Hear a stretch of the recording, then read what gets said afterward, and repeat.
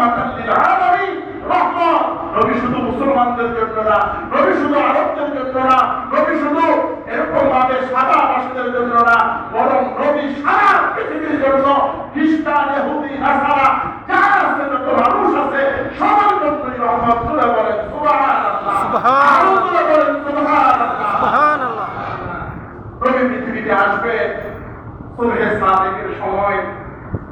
রাসূল কারীম সাল্লাল্লাহু আলাইহি ওয়াসাল্লামের দাদা যে বলে থাকতেন, নবীজির ঘরের সামনে পর্দার মধ্যে দাদা আব্দুল মুত্তালিব সেখানে থাকতেন।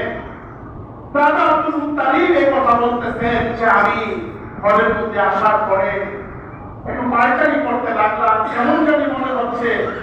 আমি শুনতে পাই আমার পুত্রবধূ আমেনা অল্প সময়ের মধ্যেই, অল্প কিছু দিনের মধ্যেই তিনি সন্তান প্রসব করবেন।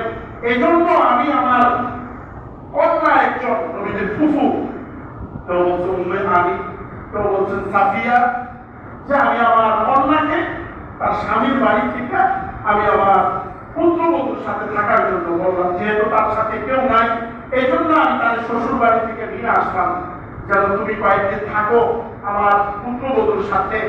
কিছুদিনের মধ্যেই তার ডেলিভারি হবে, পৃথিবীতে তার সন্তান আসবে, একজন মহিলার সাথে থাকা দরকার।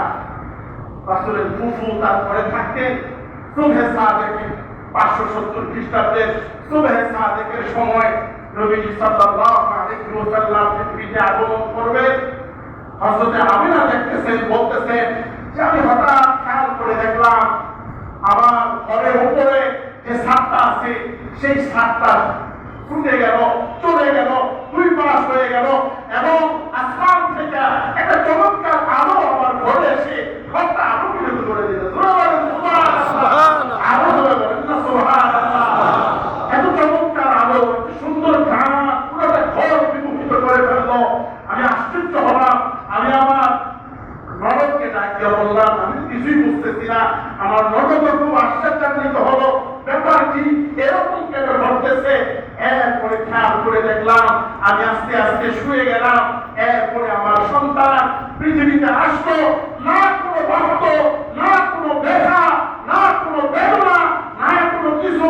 আমি কিছু অনুভব করলাম না। আমি খেয়াল করে দেখলাম, দেওয়াতে পাওয়া যায় প্রত্যেকেই সন্তান আসে আগে এরকম ভাবে বাপ পৃথিবীতে আসে, আর নবীজি সর্বপ্রথম পৃথিবীতে আসছে হাত দিয়া আসার পরে সন্তান করে গেছে। সুরে বলেন সুবহানাল্লাহ, আরো সুরে বলেন সুবহানাল্লাহ।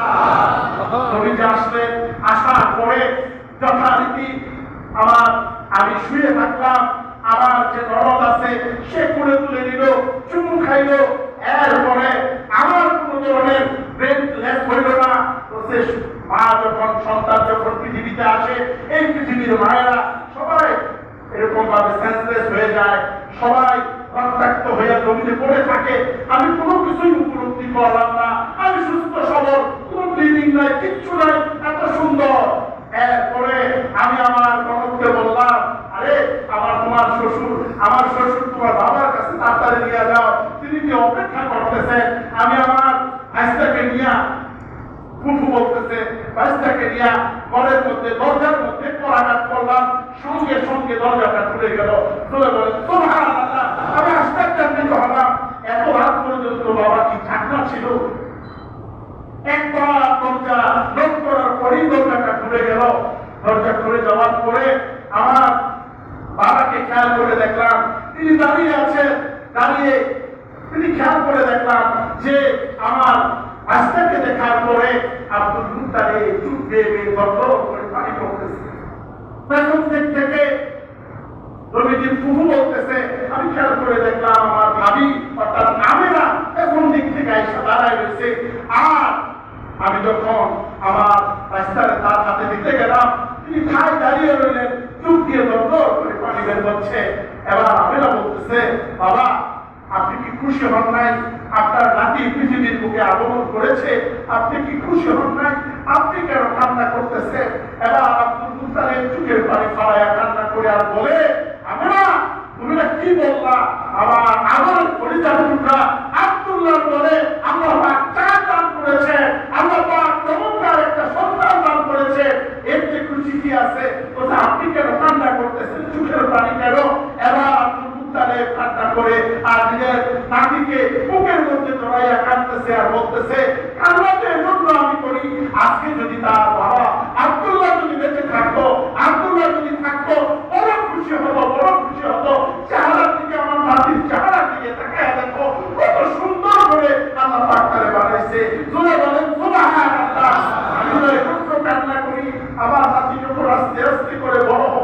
আমার নাতি যখন আস্তে আস্তে করে বড় হবে এই পৃথিবীতে দেখবে যে সবার বাবা আছে কিন্তু তার বাবা নাই, তার সবার বাবা আছে, বাবা বাবা করে সবাই ডাক দিবে। সেদিন যদি আবার নাতি আমার কাছে প্রশ্ন করে যে দাদা সবাই তো বাবা ডাকে, আমি কালে বাবা ডাকি, এই প্রশ্নের উত্তর আমি সেদিন কি দিব? আমি এই জন্য আমি চোখের পাড়ে রাখতে পারতেছি না। এরপর আব্দুল মুত্তালিব নিজের নাতিকে জড়ায় দেওয়া চুমু খাইলেন, এরপরে সঙ্গে সঙ্গে তিনি চলে গেলেন কাবা শরীফে। সূরা বলেন সুবহানাল্লাহ।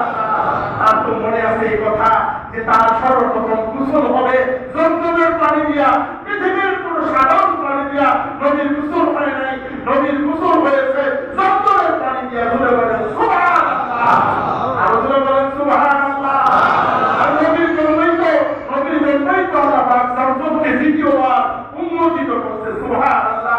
নবীজিকে নিয়ে আসলেন, আসার পরে নবীজিকে সাথে নবীজির আরো কয়েক চাচা আসলেন, আসার পরে নবীজিকে নিজের হাতে ওই জমজমের পানি দিয়ে গোসল করাইলেন। করার পরে এরপরে কাবা শরীফের সামনে নবীজিকে রাখলেন, কাবা শরীফের সামনে নবীজিকে শোয়ালেন। এরপরে আল্লাহ পাকের কাছে কাবা শরীফ করে আব্দুল মুত্তালিব আবার কান্না করতেছে আর বলতেছে, ও আল্লাহ আপনি আমার নাতি দান করেছেন, এই নাতিটা এসি, এই নাতির বাবা নাই, এই নাতির বাবা নাই, এই নাতিটা বড় এতিম, আমার মায়া লাগতেছে। আল্লাহ আপনি আপনার এই নাতিকে আমি আপনার হাতে সুপর্দ করে দিলাম।